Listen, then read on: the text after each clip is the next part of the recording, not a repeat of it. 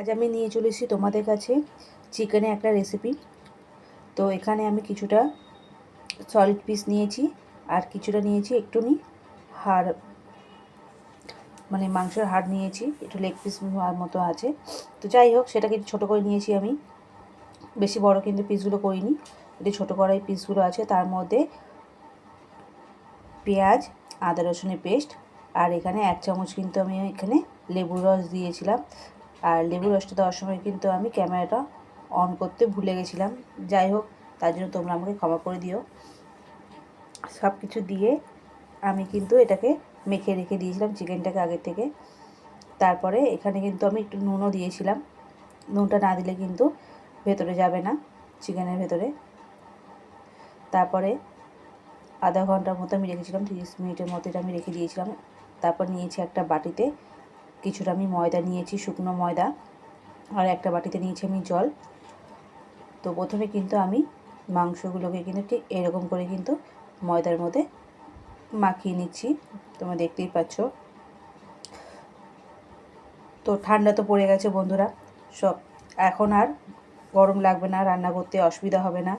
তো এবার একটুখানি ঘরে একটু বানিয়ে নাও তোমরা এরকম চিকেনের একটা রেসিপি। সব সময় তো আর দোকানে যাওয়া সম্ভব হয় না। তো এরকম তোমরা যদি করে নাও তাহলে কিন্তু খেতে কিন্তু বেশ ভালোই লাগবে।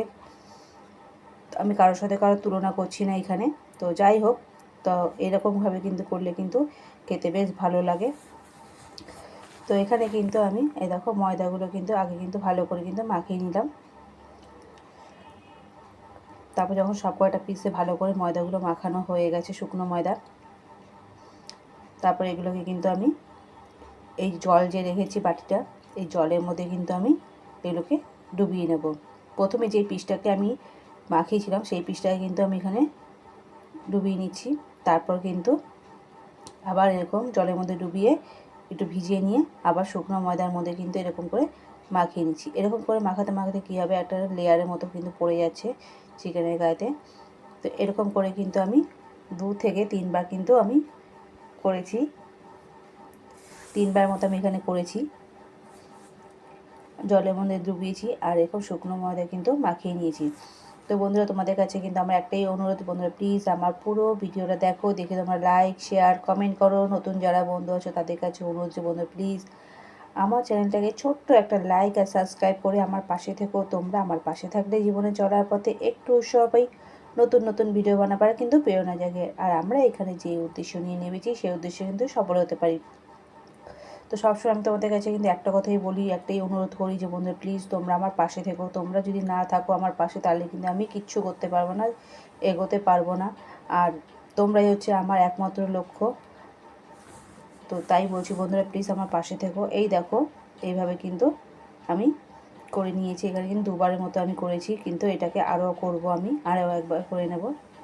জলের মধ্যে ডুবিয়ে আরও একবার কিন্তু মাখিয়ে নেব। ময়দার পরিমাণটা কমে গেছে, তো আমি আরেকটু ময়দা এখানে নিয়েছি। নিয়ে কিন্তু ভালো করে কিন্তু মিশিয়ে নেব। তারপরে কিন্তু আমি এটাকে রেখে দিয়েছিলাম 5 মিনিটের মতো রেখে দিয়েছি। তারপরে আমি এরকম তেলটাকে একটু ভালো করে গরম করে গ্যাসটার আঁচটা কিন্তু কমিয়ে দিয়েছি। তেলটা ভালো করে যখন গরম হয়ে গেছে গ্যাসের আঁচটা কমিয়ে দিয়ে তারপর কিন্তু এরকম করে পিসগুলো আমি গরম তেলের মধ্যে ছেড়ে দেবো।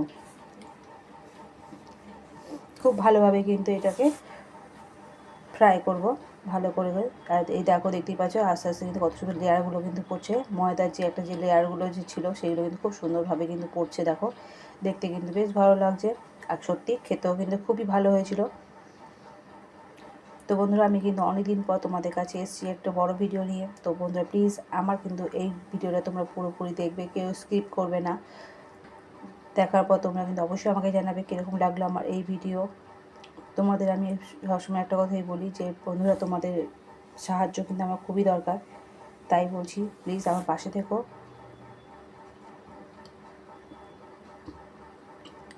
এইভাবে কিন্তু দেখো আমি কিন্তু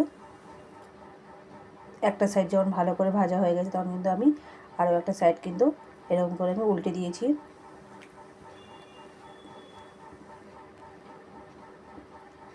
তারপর কিন্তু আমি তেল থেকে কিন্তু যখন ভালোভাবে দুটো সাইড ভাজা হয়ে গেছে তুলে নেব।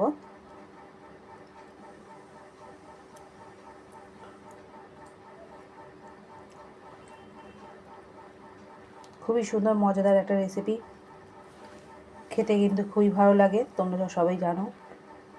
তো সবসময় কিন্তু আমাদের কিন্তু দোকানে যাওয়া সম্ভব হয় না, তো এরকমভাবে যদি ঘরে তৈরি করে নেওয়া যায় তো অসাধারণ কিন্তু লাগে খেতে।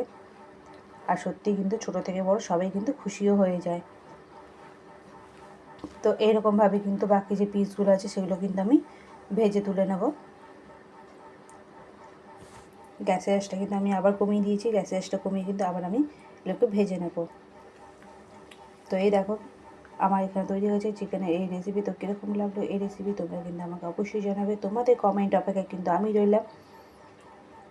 দেখো প্রত্যেকটা লেয়ার কিন্তু খুব সুন্দরভাবে কিন্তু বন্ধুরা পড়েছে, দেখতে যতটা ভালো লাগছে খেতেও কিন্তু ঠিক অতটাই কিন্তু ভালো লেগেছিল।